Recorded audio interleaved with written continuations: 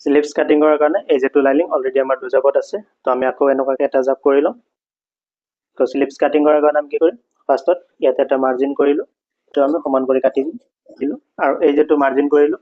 এই মাৰ্জিনছত আমাৰ দীঘল স্লিপছৰ যেটো দীঘল আছে 12 ইঞ্চি স্লিপছটোৰ দীঘল আছে 12 ইঞ্চি দীঘল ললো আধা ইঞ্চি বঢ়াই ললো কাৰণ এই মাৰ্জিনটোৰ পৰা আমি 4.5 ইঞ্চি আঁতৰত আৰু এটা মাৰ্জিন কৰিম আৰু এটো হ'ব আমাৰ ব্লাউজটোৰ আনমলৰ মাৰ্জিন এটো হল দীঘল এখিনি হল এলাউন্সমেন্টস তো ব্লাউজটো আমি যেতিয়া কাটিং কৰিলো আনমল ডাউন কিমান দিছিলো আমি 6 ইঞ্চি 7 ইঞ্চি যেটো ব্লাউজৰ ডাউন দিম তেতিয়া আমি 1 ইঞ্চি বঢ়াই দিম 9.5 ইঞ্চি এই মাৰ্জিন আৰু এই মাৰ্জিনটো আমি লগ লগাম